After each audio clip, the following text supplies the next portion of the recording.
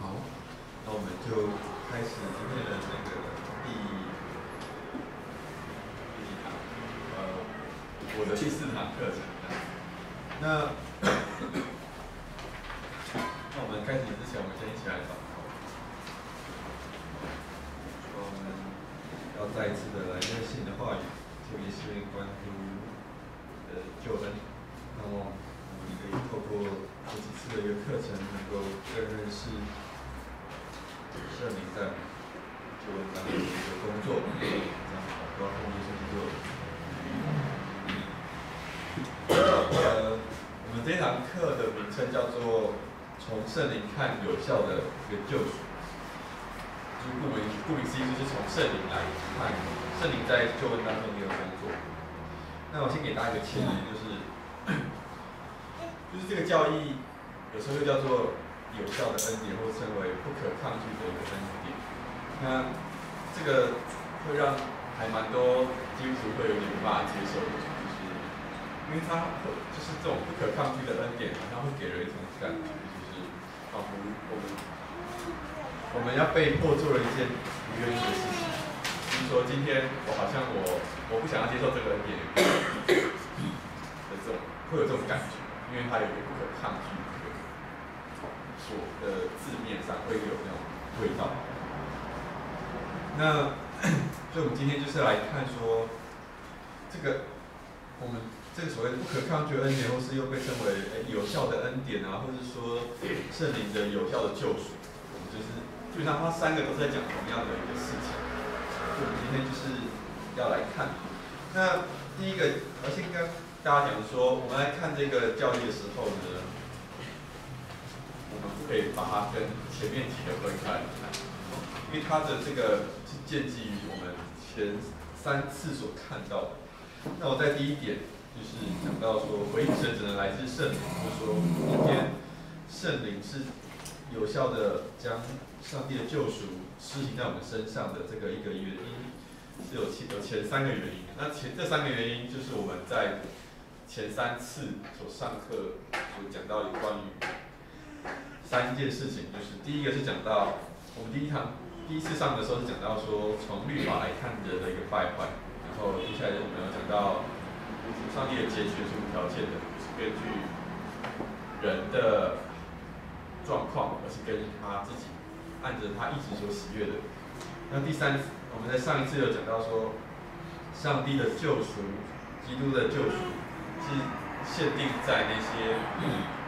神所拣选的，就是限定在那些属耶稣的羊。那根据我们上这3次的课程，我们有看到一些状况，就是第一个是讲到，当我们从律法来看人的败坏的时候，那会有一个状况，就是人是无能为力的。那个满足2个字应该是多余，应该说人的无能为力。意思就是说，今天人根本就无法靠自己的一个力量，或者靠自己的一个方式来到神面前，因为从律法的角度，就是从圣经的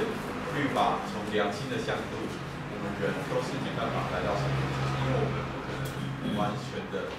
遵守，或是我们不可能是有一个完全的状况。这是在第一次的。那在无条件的拣选的部分呢，我们看到了就是神按着他的意志所喜悦的拣选一些人。那第3个建立的救赎是讲到耶稣是为了他的羊的代赎，满足了第1点，就是律法的要求。可是光看这3点，并没有讲到一件事情，就是还没有讲到人是怎么样得救。就是意思说，今天我们在下面那个信号这边讲到，一个人要得救，他是基于什么原因？是基于因为人没办法来到直接自己靠自己来到神面前，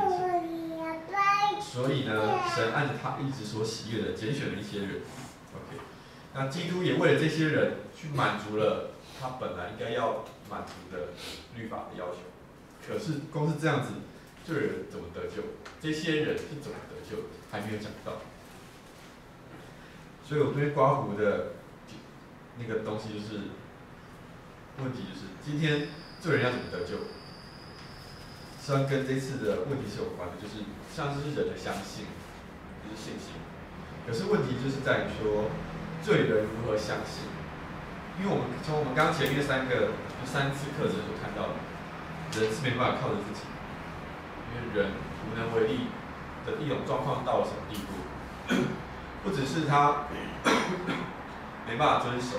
更是他对上帝是冷感的、无感，就是他不会对上帝有什么想要去认识他的这个动机。所以既然如此的话，当我们讲说一个罪人要得救，人的部分是他要有一个信心的展现。可是从罪人的角度，他怎么能够相信？这个就是今天特别要来看，是圣灵的一个救赎是在这个当中做。所以在第4个就是要回应说，好吗？那罪人得救包含1、2、3加上人的相信。那问题就是在于人如何相信？那答案就是第4个。在于说圣灵的一个重生。那我们来看一下引用的经文，在约翰福音3章3节，我们来看。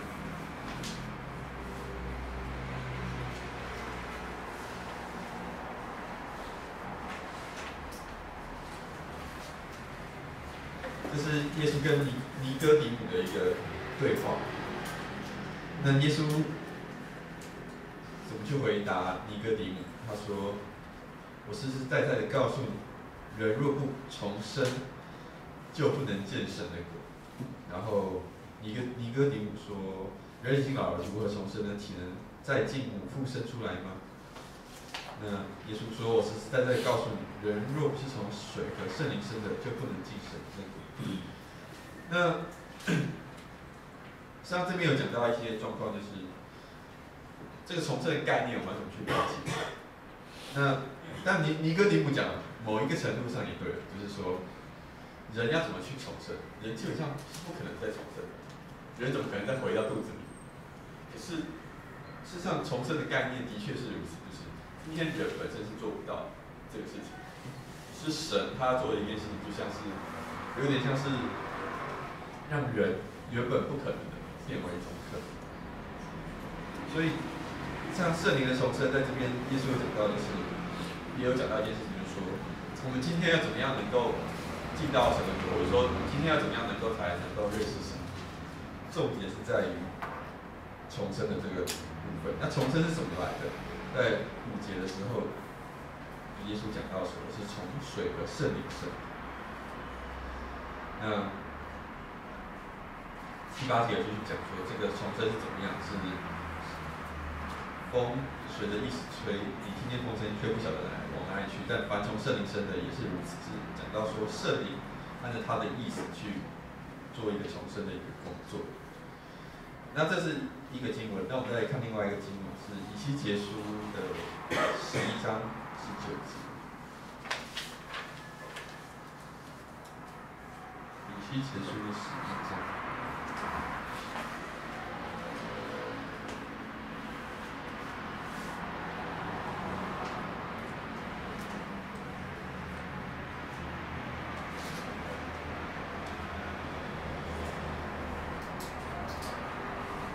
那以西结书11章10节讲到，我要使他们有合一的心，也要将心灵放在他们里面，又从他们肉体除掉实心，赐给他们肉心。20节讲到说，使他们顺从我的律例，守遵行我的典章，他们要做我的子民，我要做他们的神。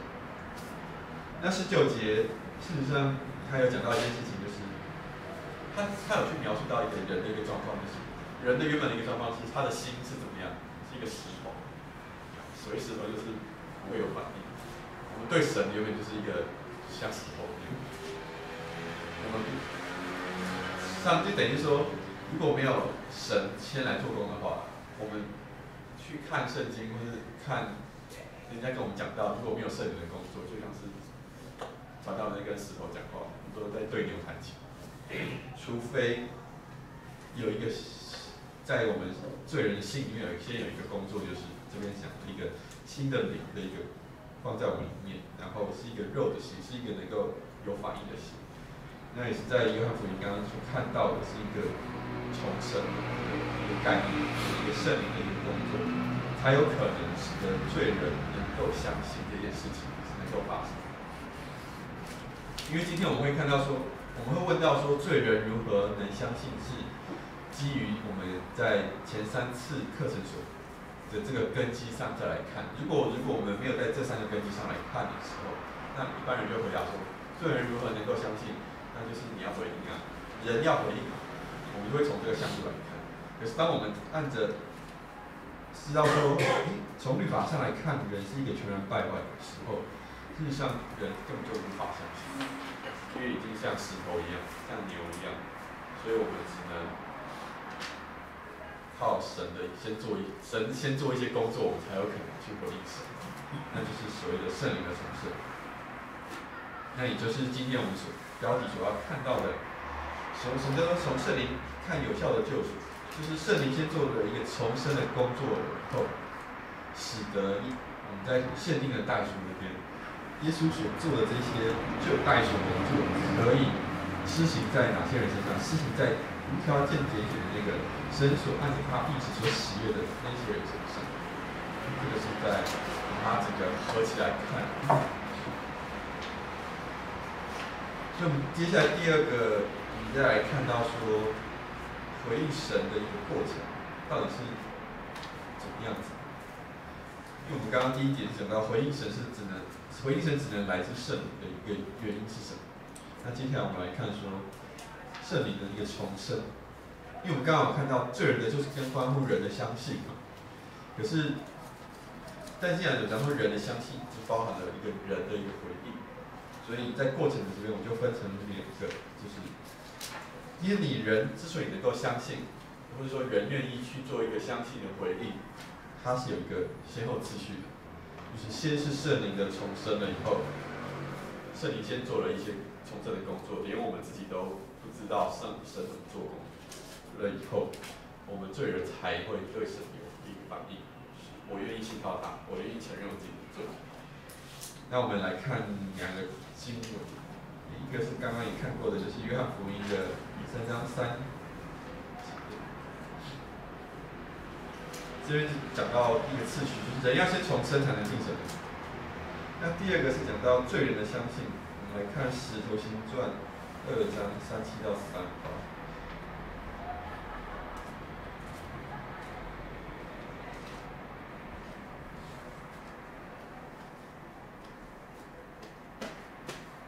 那这一段经文是彼得在讲道的时候圣人的一个反应。那这一段经文讲到说，众人听见这话，就是彼得在前面已经先讲了关于耶稣基督的事情，讲到犹太人就是那些定死弥赛亚的人以后，那众人听见这些话以后，觉得扎心，就对彼得和其余的使徒说：“弟兄们，你们当怎样行？”彼得说：“你们个人要悔改，奉基督的名受洗，叫你们罪得赦，就并领受所赐的圣灵。”那这边是要讲到一个人的一个回应的部分。你人听到会对神觉得扎心，是因为圣灵已经先做了一个工。那之后呢，你人还是要有一个悔改，然后要奉主的名受洗等等。然后38节最后讲到说，就必领受所赐的圣灵。那这个圣灵所赐的圣灵，不是跟圣灵的工作不太一样，是讲到一个信的人，圣灵会在他里面，常常在，就是说就会在他里面。那这个是讲到回应神的一个过程，是有2个层面的，包含了神的工作，以及人因着神的重生、圣灵的重生所做的一个反应。那第3点，我们接下来就看到说，那一个救恩就是今天所谓的有效的一个救恩，它之所以是有效，它的原因是什么？那就包含2个面向，一个就是我们在前几次所看到的，就是特别是把从律法上来看人的败坏跟限定的代赎合起来看的部分，就所谓一个客观上，就是基督所做的一些个事情是足够的事情，不需要再添加什么其他的。那我们来看第一个经文是希伯来书10章11到12节。希伯来书10章11到12节。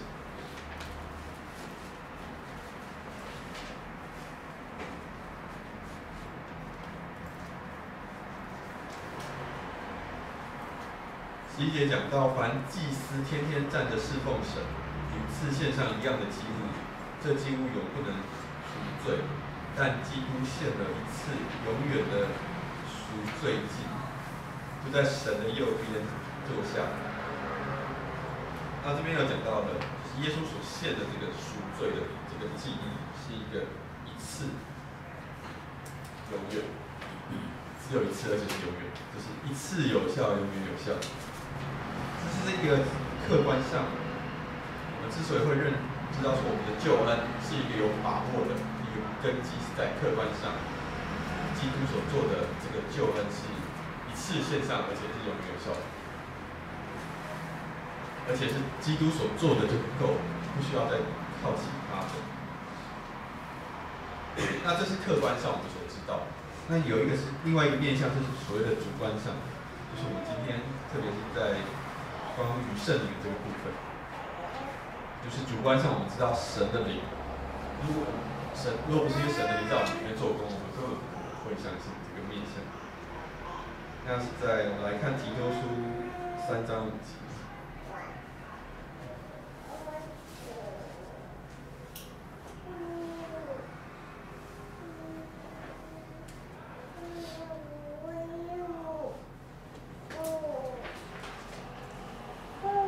那提多3章5节讲到，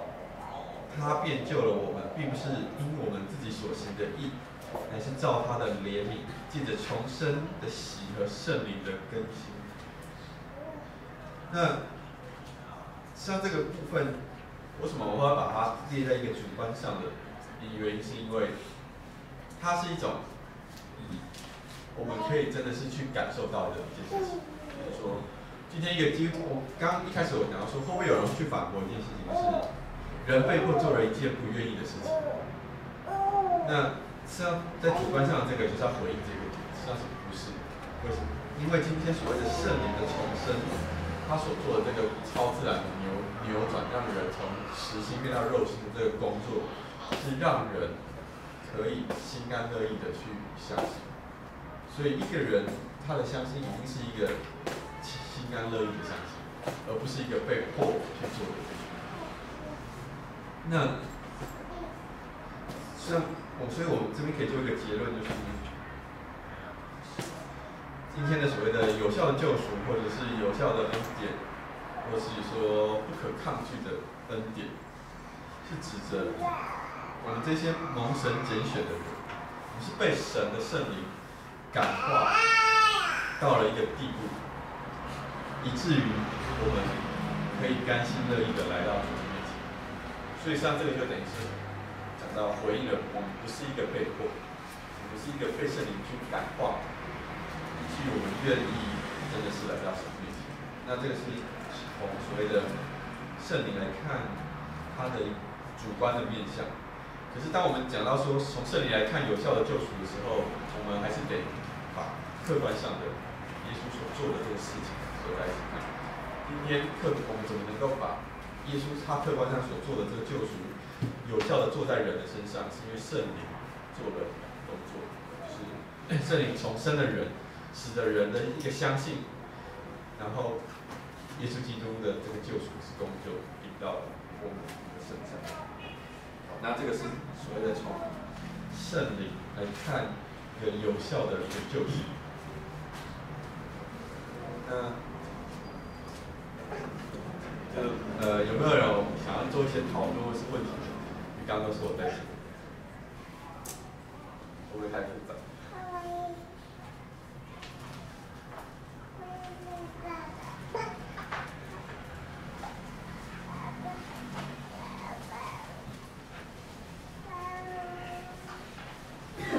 他们用圣经去找哪些人物？就是两面上看起来好像是他是被强迫的，但是呢，他却是真心的受，真的是让圣灵能够感动和改变，甚至被强迫，就是好像他本来的得救，原来是没有他本来不打算得救的。那刚刚呢，因为圣灵这个有效的呼召临到他了，就本来是一个背叛的、反对的，就是变成一个就是被耶稣基督。若从这样说法，通常会想到保罗。对，就是原本他是一个对基督教的东西都是冷感，就是他是认为这些都是异端的东西。就是他在大马色的路上遇见主的那个时候，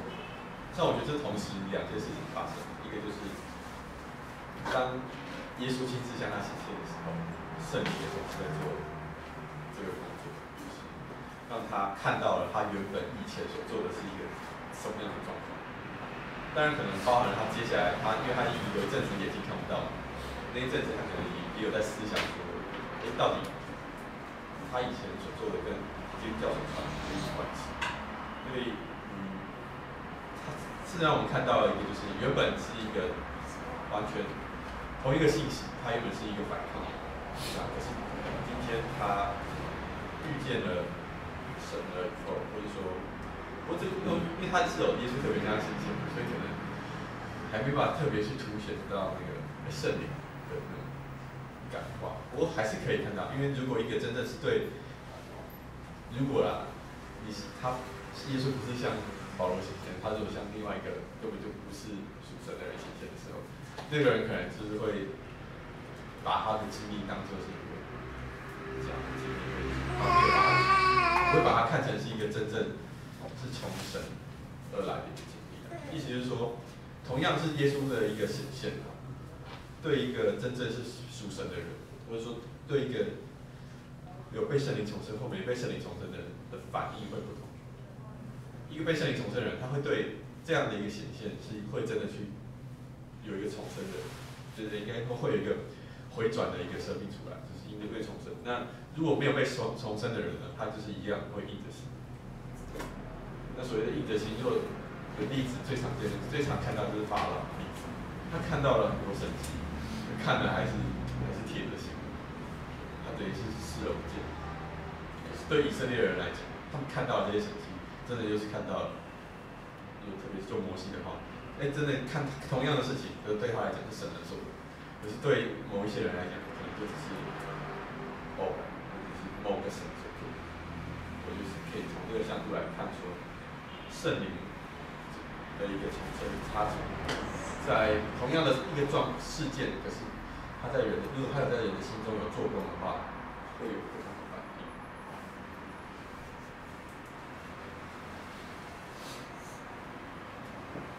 那有没有其他的问题？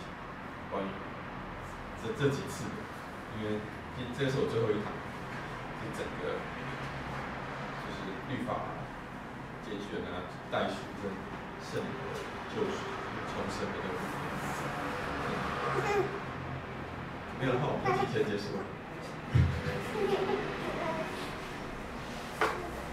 好，那我们就今天就课程就到这里了。那下一次就是换的最后一点，就是圣徒的坚韧。那我们就确定没问题哦，给他最后3秒钟。3、2、1 ，OK， 好，那就到这里。那感谢大家的耐心听讲。